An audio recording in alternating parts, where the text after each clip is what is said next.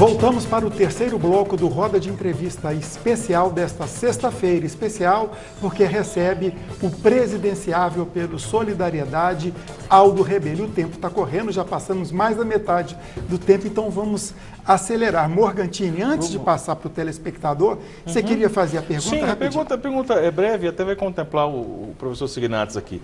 A pergunta aí, o The Guardian, na direção do que tu está falando, chamou em um artigo o Brasil de uma espécie de governo de toga, é bem nessa direção do que o senhor começou a explanar. Minha pergunta é bem direta.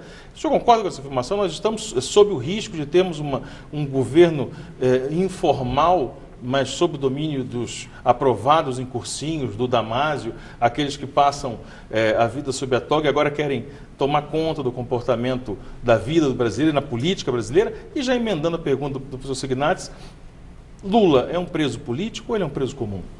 Olha, primeiro, eu não acredito num governo de toga no Brasil.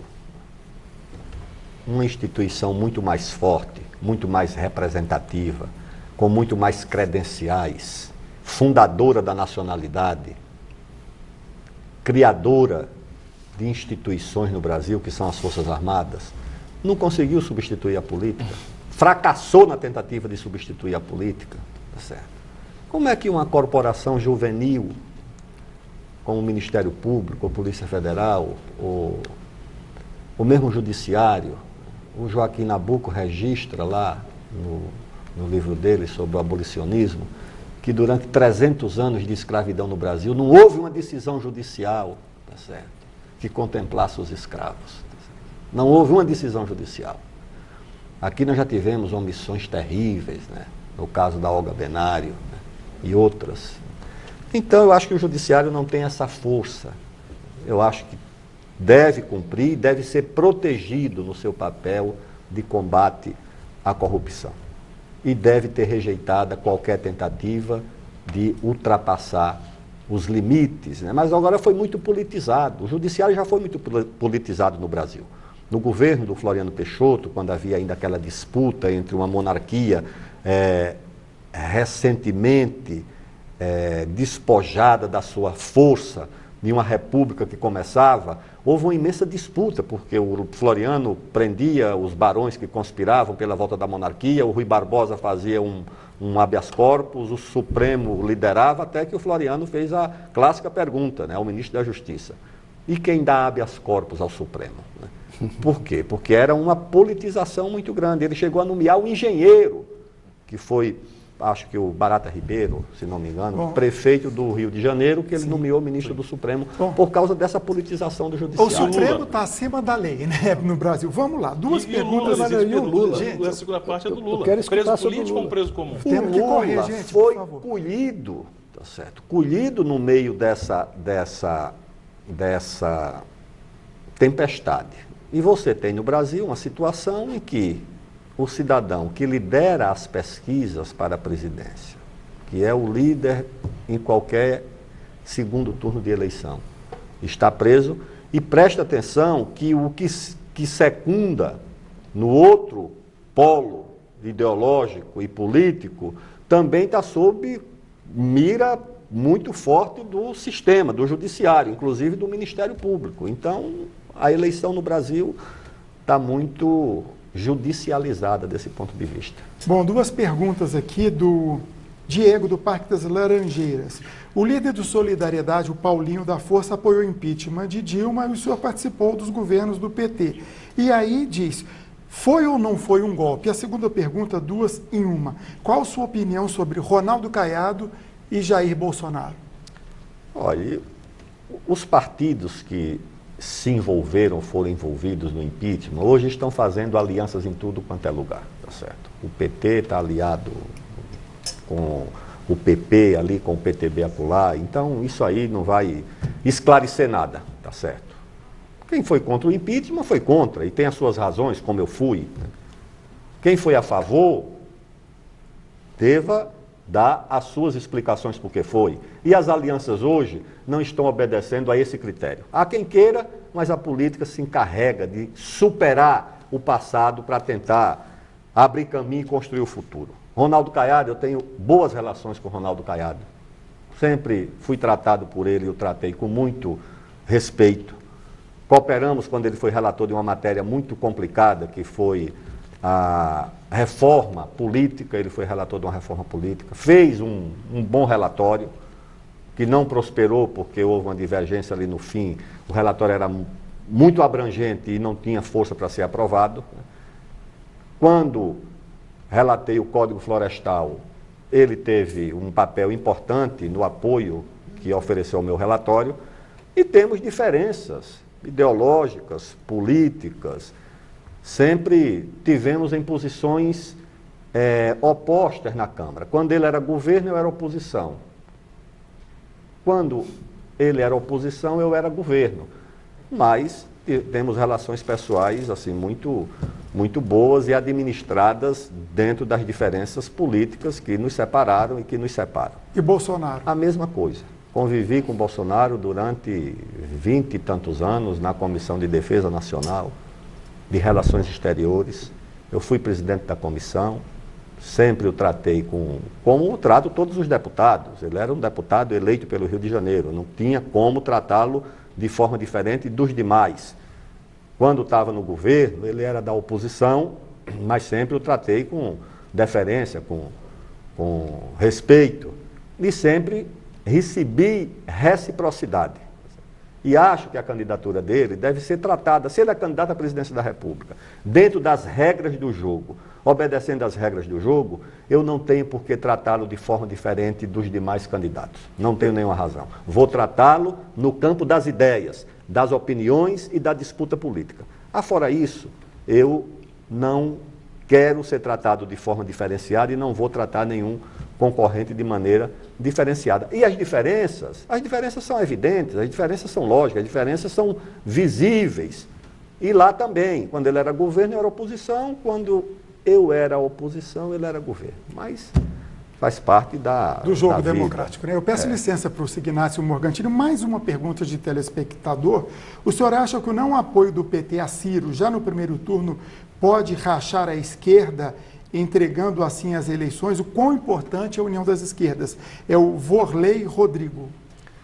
Olha, eu acho que o PT tem o direito de ter a sua candidatura. Por que o PT é obrigado a apoiar os outros? E por que também não se cobra dos outros o apoio ao PT? Certo? Mesmo que não seja o Lula o candidato. Eu não vejo essa pressão sobre o PT. Gostaria que o PT me apoiasse. Aliás, teria 1000 justificativas. Fui líder do governo. Eu acho que fui a pessoa que ocupou mais ministérios do que qualquer petista nos governos do PT. E graças a Deus, respeitei, correspondi e fui leal em todos os governos.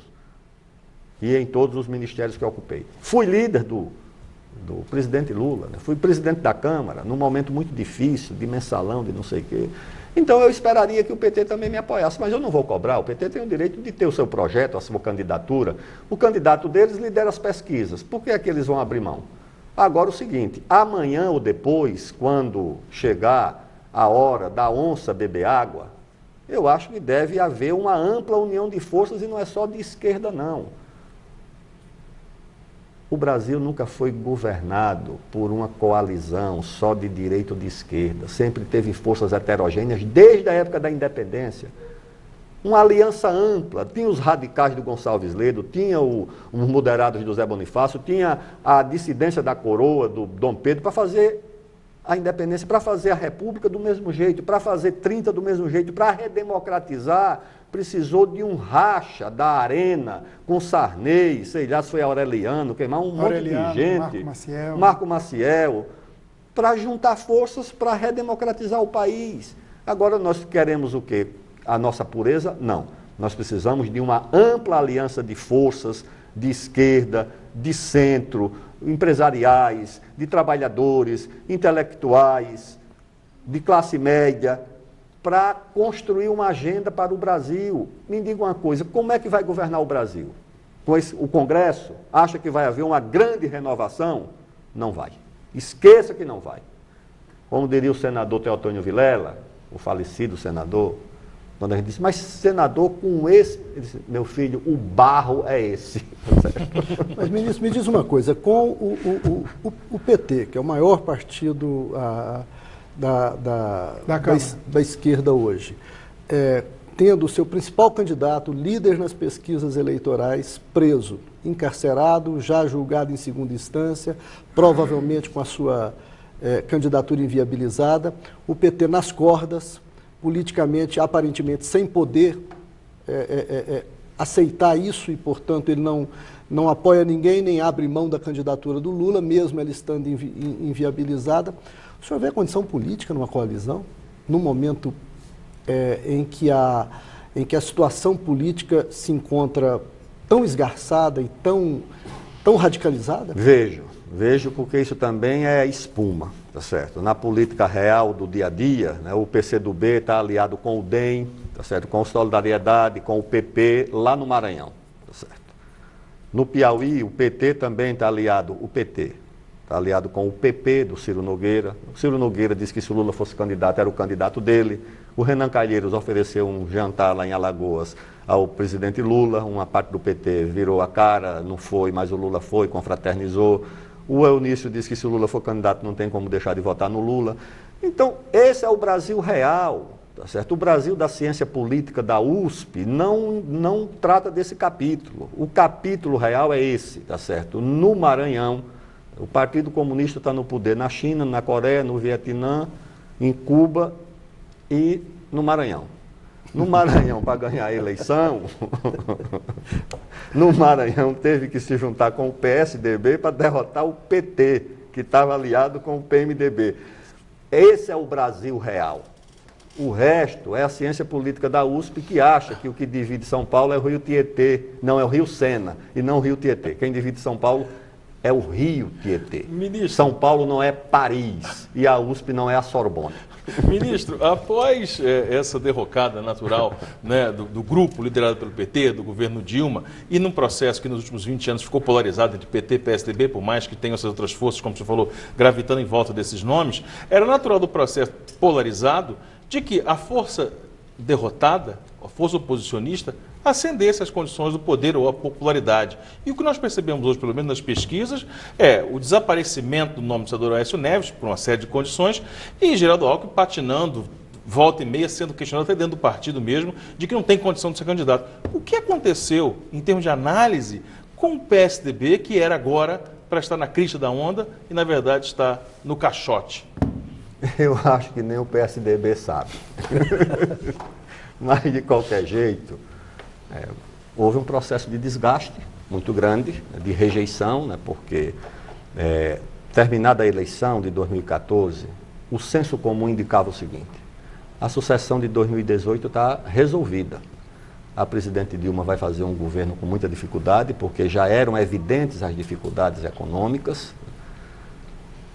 O Aécio só precisa administrar esse ativo e vai ser uma nomeação em 2018. Só que... Então o PSDB não foi inteligente em apoiar o impeachment? Não foi inteligente. Seguinte, o campeonato encerrou, você vai cuidar do próximo, tá certo? Não vai cuidar do próximo campeonato. Então é o seguinte, eles, ao invés de se prepararem para 2018, eles tentaram mudar o que aconteceu em 2014, tá certo? E acho que aí foi a grande tragédia, né? O presidente, o senador Aécio Neves foi alcançado, né, por denúncias muito graves, e juntaram-se então duas rejeições. A rejeição já natural de quem era oposição e a rejeição de quem o apoiou, que ficou decepcionado pelo que foi investigado, pelo escândalo. E essa rejeição, como ele era a expressão do PSDB, essa rejeição não alcançou só a figura dele. Essa rejeição alcançou também o patrimônio do partido, que eu acho que é a única coisa que explica o fato de, em São Paulo, o ex-governador Alckmin ter menos votos nas pesquisas do que o Bolsonaro, tá certo? Só pode ser um desgaste muito grande. E no Nordeste, ele que já foi presidente, candidato a presidente da República, que é governador, ou seja, a segunda personalidade do país, vamos dizer que o primeiro é o presidente, o segundo é o governador de São Paulo, né? Não consegue sair das cordas nas pesquisas. Ministro, falando ainda em PSDB, mais uma pergunta de um telespectador aqui, ele não deu o nome, mas o senhor acredita que o judiciário brasileiro é parcial? Vide os últimos casos de operadores do Lava Jato, do PSDB, no caso acho que seria o Paulo Preto, né, que foram soltos, inclusive foram veiculadas imagens que o juiz Sérgio Moro aparece ao lado do ex-prefeito João Dória e de Aécio Neves. Seria uma postura para um juiz? Eu não vejo problema numa situação social, alguém ser fotografado do lado de alguém. Eu acho que isso não quer dizer nada. Eu acho que o que quer dizer muita coisa, né, é os agentes encarregados da prática da justiça, da fiscalização, se transformarem em protagonistas da política. É alguém do Ministério Público e do próprio Judiciário tentar pressionar o Congresso, ir a reuniões de comissões do Congresso para tentar mudar decisões soberanas que o Congresso pode ou deve adotar. Eu acho que isso é inaceitável. Delegados de Polícia Federal militarem no Facebook a favor de campanhas de A ou de B durante as eleições. Isso não é papel de instituições de Estado, nem de representantes de instituição de Estado. Eu acho que isso vicia, politiza e degrada, de certa forma, a missão constitucional dessas instituições. Ok, vamos então para o intervalo. Daqui a pouquinho voltamos para o quarto e último bloco desse Roda de Entrevista Especial desta sexta-feira, que recebe o presidenciável pré-candidato do Solidariedade, o ex-ministro Aldo Rebelo. Voltamos em instantes.